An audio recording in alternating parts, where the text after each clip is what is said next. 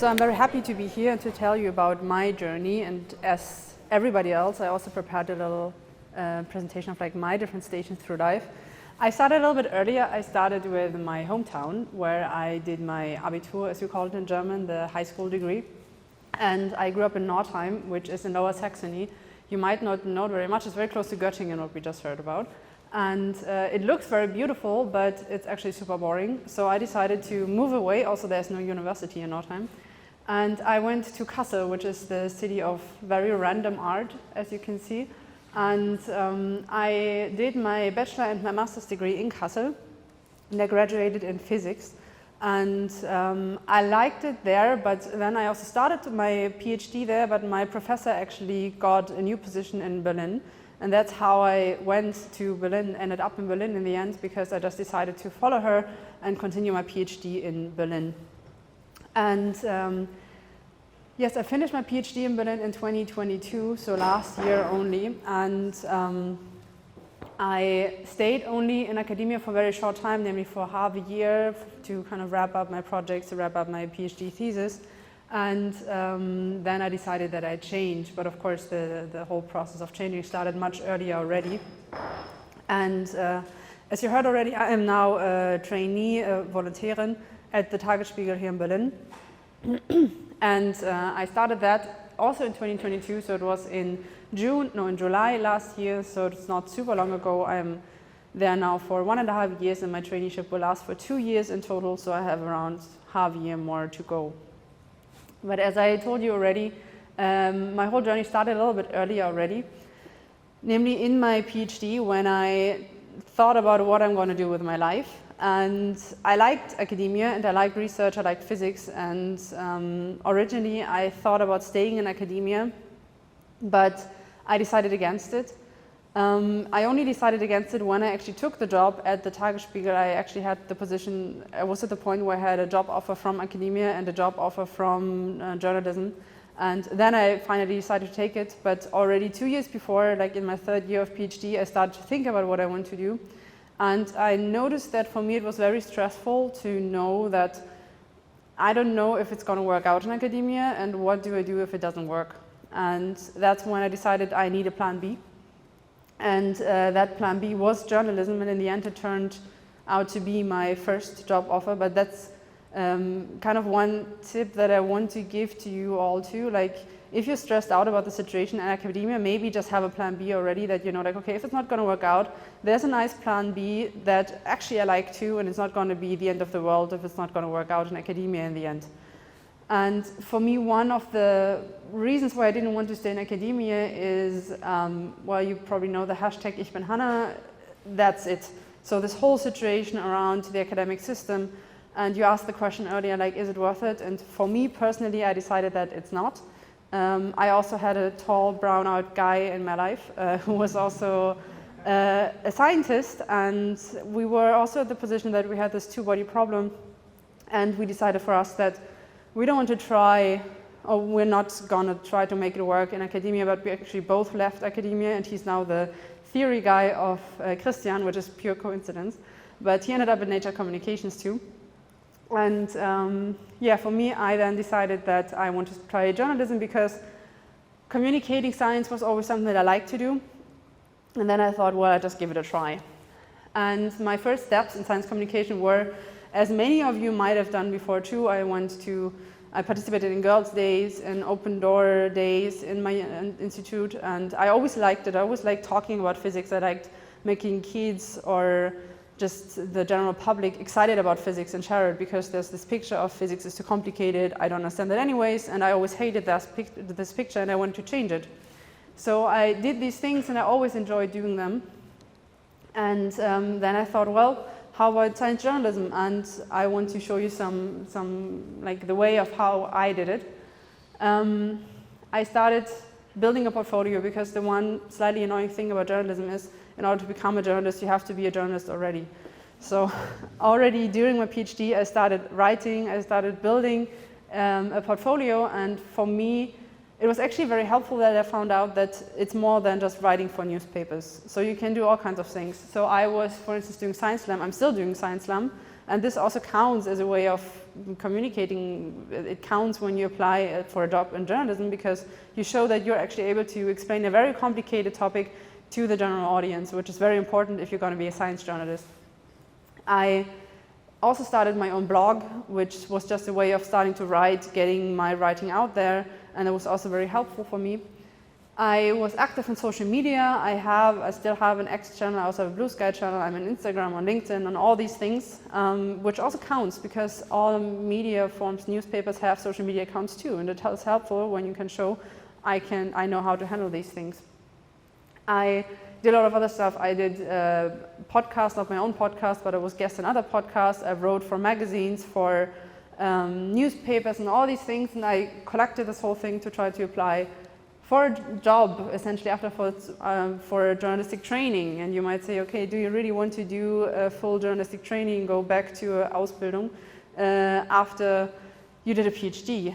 And the thing is, you don't have to, so you can also try to get into journalism directly afterwards, but I decided for myself that I want to do it because it's, on the one hand, very helpful if you apply to other medias afterwards. Like some newspapers might be a bit more traditional and say like, okay, we only want you if you have a proper training.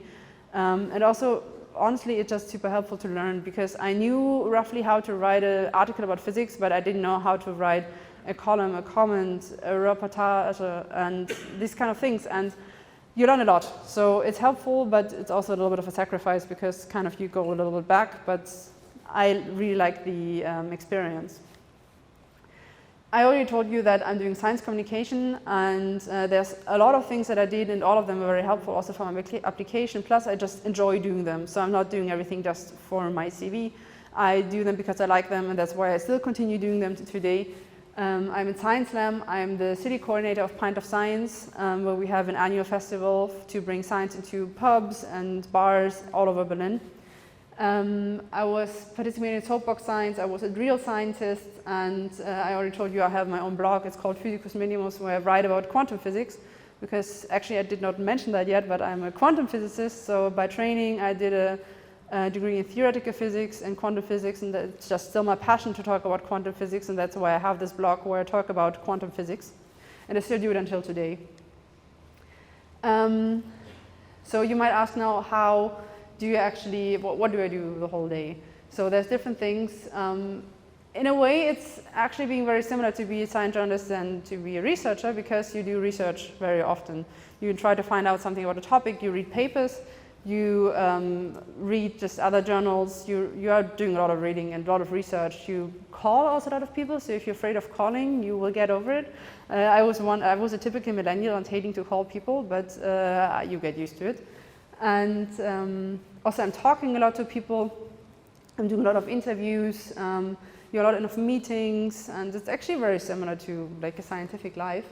You also a lot involved into actually producing the newspaper. You're like formatting the articles, you're getting like this small news items that you just put on the pages and these kind of things, and actually in the rest of your time you're actually doing a little bit of writing. So you also, it's not as much, it's not that you're doing like writing all day long, but it's just part of a lot of things. And I just want to show that how journalism is portrayed in films, as you know, like this investigative journalist which just go out and find the next scoop, is not so close to how journalism works here in Germany, at least, because I heard that in the US it's actually very close to that, but in Germany it's not that much about like finding the next scandal and getting it out there, but you're doing a lot of like desk work and writing about science, for instance.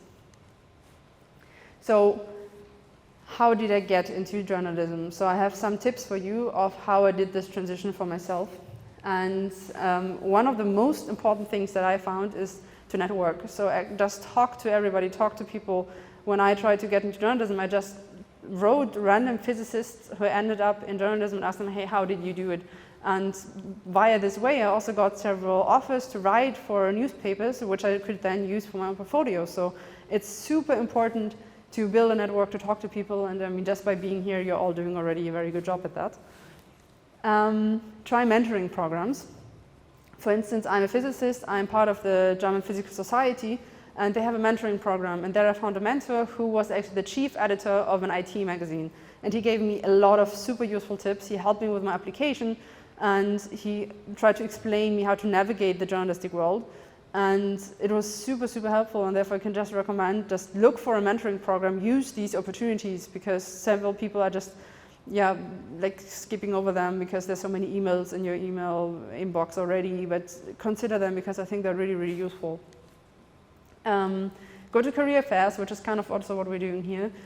Just see what's out there, because I actually came across science journalism the first time when I was at one of these career fairs where somebody said, hey, I'm a science journalist, this is what I'm doing. And up to this point, I wasn't even sure that science journalism is a thing. I mean, of course, somebody has to write the science in newspapers, but I did not ever consider it as a real job until I saw it in this talk, and it was super inspiring for me. So just go out there and see what other options are there to academia.